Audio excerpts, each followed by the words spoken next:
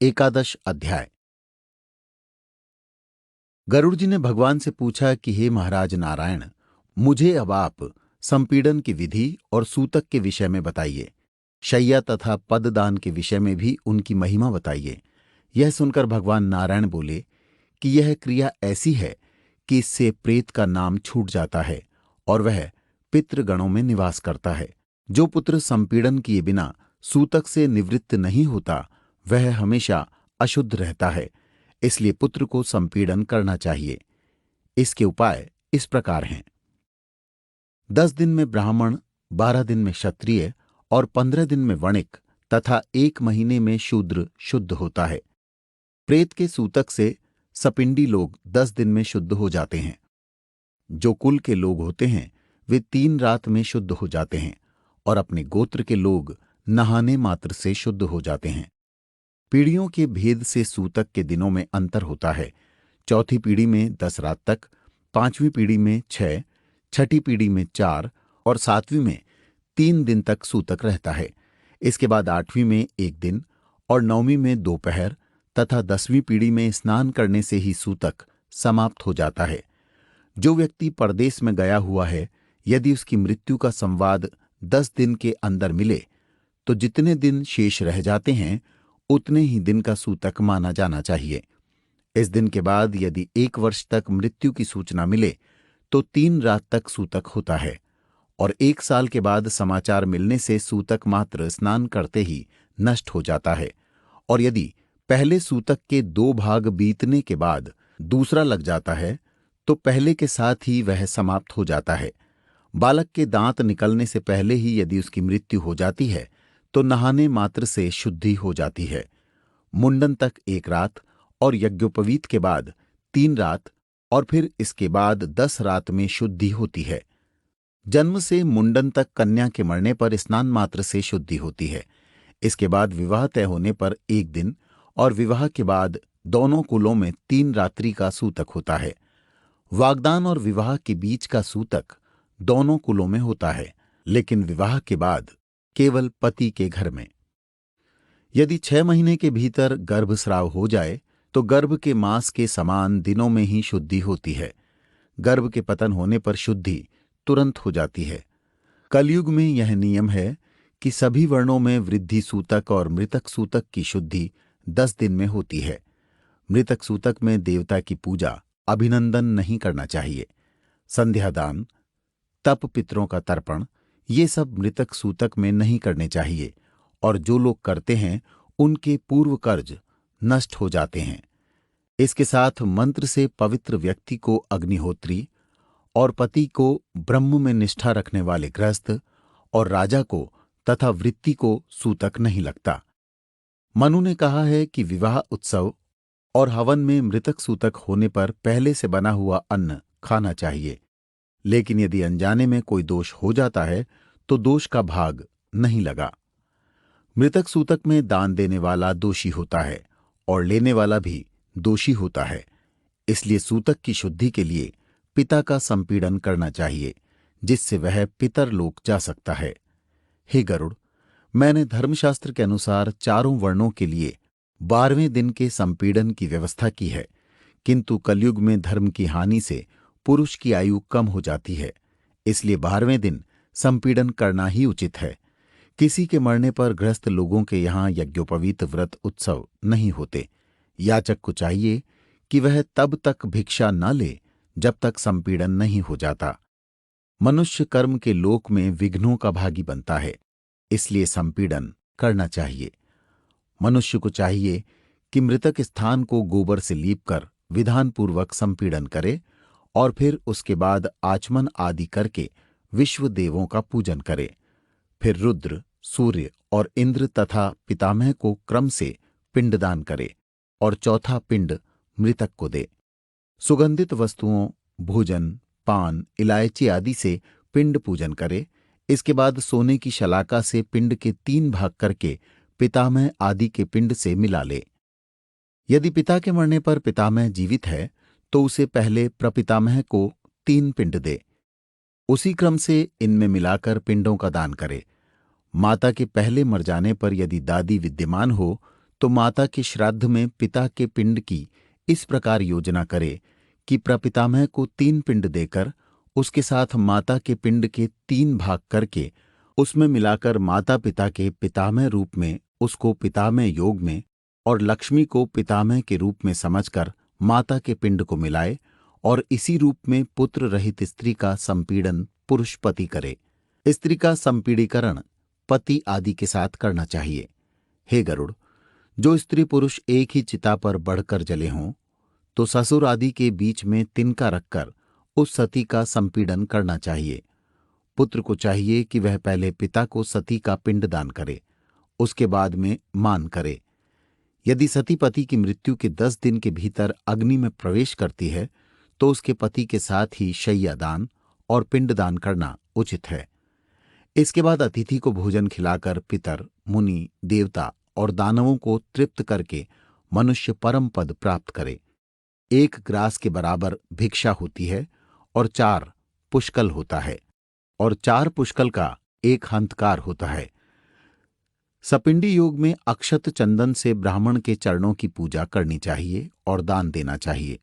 अपने आचार्य को वर्ष भर के लिए अन्न, सोना, चांदी देना चाहिए और इसके बाद मंगल कुमकुम से नवग्रहों को, देवी और विनायक को पूजना चाहिए।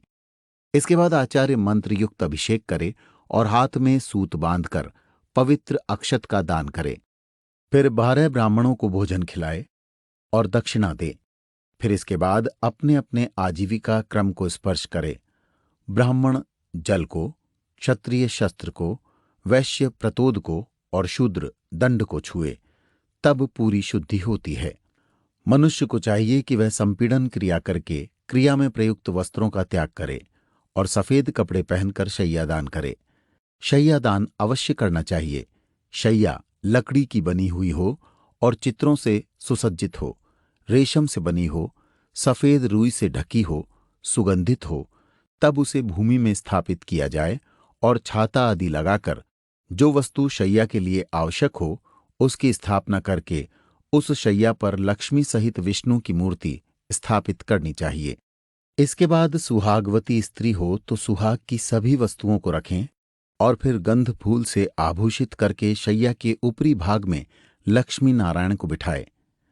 फूलों से लदी शैया पर लक्ष्मी नारायण को बिठाकर उनकी पूजा के बाद गणेश जी की मूर्ति को स्थापित करके और फिर इसका पूजन करे। इसके बाद उत्तर की ओर मुंह करके अपनी अंजुली में फूलों को लेकर ब्राह्मण को सामने खड़ा करके मंत्र का उच्चारण करे और कहे कि हे भगवान, क्षीर सागर में तुम्हारी शैया के समान ही हमें शैया प्राप्त हो।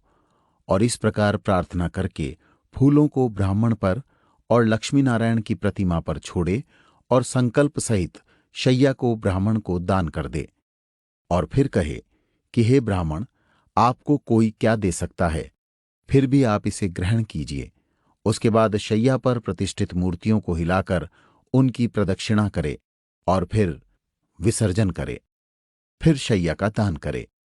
प्रस्तुत शैया को एक ही ब्राह्मण को दिया जाना चाहिए। अनेक को शैया देने वाला या उसे बेचने वाला नरक में पड़ता है और योग्य ब्राह्मण को शैया दान करने वाला पुण्य को प्राप्त करता है। दान करने वाले के पिता माता के भी लोक परलोक सुधर जाते हैं। इस दान से परम लाभ प्राप्त होता है। मनुष्य इंद्र भवन में सुखपूर्वक रहता है। वह अप्सराओं के सहित महाप्रलय तक आनंद पूर्वक निवास करता है। ऐसी शैया दान करने से तीर्थ और पर्वों के दान का पुण्य प्राप्त होता है। इसके बाद में, हे गरुड़, मैं तुम्हें पददान के विषय में बताता हूं। पददान की विधि इस प्रकार है। पददान में वस्त्र, छाता, जूता, अंगूठी, कमंडल, पंचपात्र दिए जाते हैं। इन वस्तुओं के साथ तांबे का पात्र दंड, भोजन और यज्ञोपवीत भी दिया जाता है। इस तरह मनुष्य को चाहिए कि वह 12वें दिन अपनी शक्ति के अनुरूप 13 ब्राह्मणों को 13 पद दान करे। इस दान से पुरुष सद्गति प्राप्त करता है। जैसा कि मैंने पहले बताया है, यम का मार्ग बहुत गर्म होता है, इसलिए छाया के लिए छाते का दान किया जाता है कि मस्तक पर सुंदर छाया बनी रहे। जूते का दान करने से यम मार्ग में जाने के लिए घोड़े की प्राप्ति हो जाती है। वस्त्रदान से गर्मी सर्दी और हवा चलने से मिलने वाले दुख नष्ट होते हैं। यमदूतों का रंग काला पीला होता है। वे रास्ते में अंगूठी दान करने वाले को तंग नहीं करते।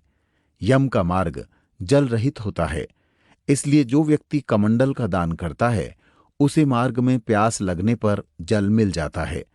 जो व्यक्ति तांबे का जलपात्र दान करता है उसे अनेक प्याऊओं के लगाने का फल मिलता है। आसन और भोजन देने की व्यवस्था इसलिए की गई है कि प्राणी यम मार्ग में धीरे धीरे जाए और सुखपूर्वक आराम करता हुआ और खाता हुआ जाए। इस प्रकार संपीड़न के दिन मनुष्य विधिपूर्वक भोजन दे, वह चांडाल आदि को भोजन कराए। संपीड़न के बाद वर्ष के भीतर ही भीतर प्रत्येक मास में कुंभदान करना चाहिए और प्रेत की क्षय तृप्ति के लिए उसे चाहिए कि वह बार बार कुंभदान करे। मनुष्य को ऐसा सोचना चाहिए कि मासिक और वार्षिक विशेष तिथियों पर विशेष रूप से श्राद्ध करूंगा। पूर्णमासी को मरने वाले की श्राद्ध तिथि पाक्षिक रूप से चतुर्थी होती है और चतुर्थी वाले की नवमी, नवमी वाले की चतुर्दशी होती है। इस प्रकार तय करके 20वें दिन पाक्षिक श्राद्ध करना चाहिए। यदि एक महीने में 2 संक्रांति हो तब दोनों महीनों का श्राद्ध मूल महीने में करना चाहिए, और यदि एक महीने में 2 महीने हो जाएं तो 30 तिथियों और पूर्ण पक्ष की ही मान्यता होती है। यदि तिथि के पहले आधे भाग में मृत्यु हुई हो तो सारा पूर्व का भाग, और यदि आधे भाग में हुई हो तो उसे आगे के महीने का भाग गिनना चाहिए। इस प्रकार पंडितों को मल मास में विचार करना चाहिए, क्योंकि मल मास में ही संपीड़ीकरण उचित होता है। वर्ष के बीच में यदि महीना अधिक हो तो 13वें महीने में वार्षिक क्रिया करनी चाहिए। संक्रांति युक्त महीने में पिंडदान करना चाहिए। इस तरह संवत्सर के पूर्ण होने तक मनुष्य को चाहिए कि वह वार्षिक श्राद्ध करता रहे। संवत्सर के बाद प्रत्येक श्राद्ध में 3 पिंडों का दान करना चाहिए। वार्षिक श्राद्ध के बिना तीर्थयात्रा, पितृ संबंधी कार्य नहीं करना चाहिए। श्राद्ध के अवसर पर तुलसी की मंजरियों से विष्णु की खड़ाऊ का पूजन करना चाहिए और फिर गया के तीर्थ में पिंड दान करना चाहिए। गाय के सिर पर शमी के पत्ते से पूज कर जो पिंड दिया जाता है उसे 7 गोत्र और 101 कुल का उद्धार हो जाता है। इस तरह गया में जाकर पिंडदान करने से पिता संतुष्ट होते हैं और ऐसे पुत्रों का जन्म लेना पूरी तरह सफल होता है। हे गरुड़, हिमालय के पास वर्तमान कलाप नामक एक बाग है। उसमें पितरों के द्वारा एक कथा सुनाई गई है। यह कथा मनु के पुत्र इक्ष्वाकु की कथा है। उसमें कहा गया है कि जो गया जाकर आदर से पिंडदान करेंगे वे सन्मार्गशील होंगे। इस प्रकार हे गरुड़, जो पुत्र यह क्रिया करता है वह पाप मुक्त हो जाता है। ऐसी क्रिया करने से भारद्वाज के 7 पुत्र अपने जन्म की परंपरा को भोगकर गऊ का वध करने के बाद भी पितरों के प्रताप से पाप मुक्त हो गए।